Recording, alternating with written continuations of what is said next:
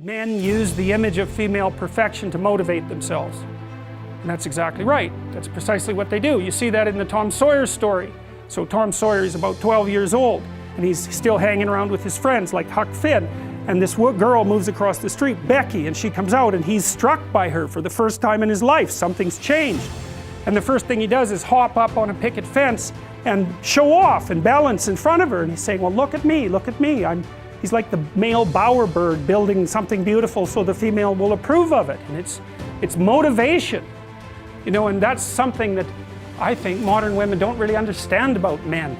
They don't understand that, at least to the degree that males are uncorrupted and not bitter because of being rejected, they're doing everything they can to kneel before the eternal image of the feminine and try to make themselves worthy.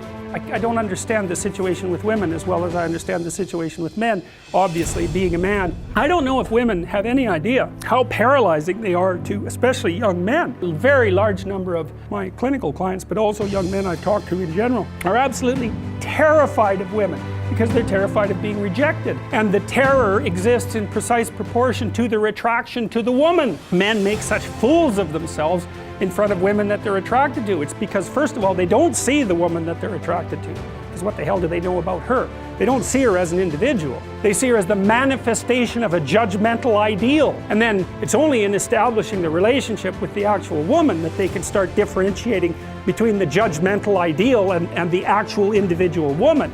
And that also requires a sacrifice.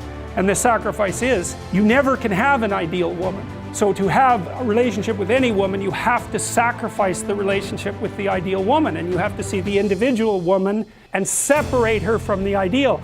And that's exactly the case. I had one of my clients who ran this men's group, which was quite interesting. One of the things they had the initiates do, which was very intelligent, was to go out and ask 50 women in one day for their phone numbers. Why?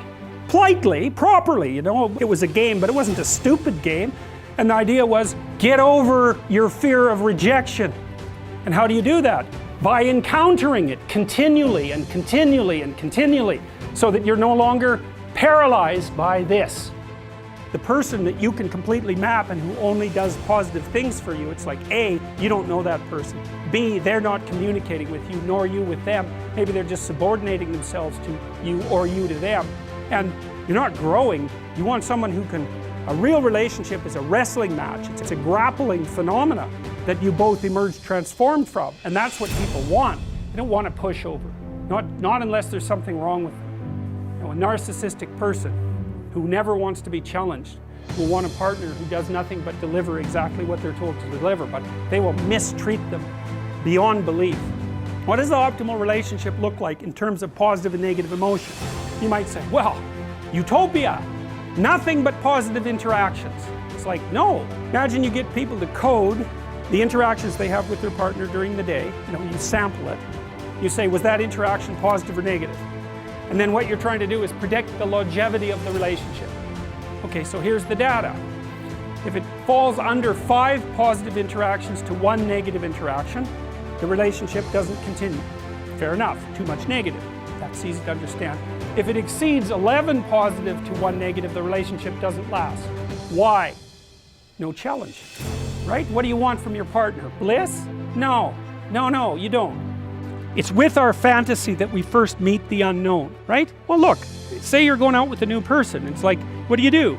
You project a fantasy on them, and then you fall in love with the fantasy. And aren't you stupid? Because you're going to find out that the match between your damn fantasy and the actual person is tenuous at best. When you project the ideal and fall in love with it, you see what could be. It could be that, but it's going to take you a hell of a lot of work, because like, you got no shortage of flaws, and the other person has no shortage of flaws, and so you're bringing your flaws together, and that's going to produce a lot of friction, and you're going to have to engage in a lot of dialogue before you approach that level of perfection again, but maybe you can do it. And then you get to live happily ever after. Well, wouldn't that be nice?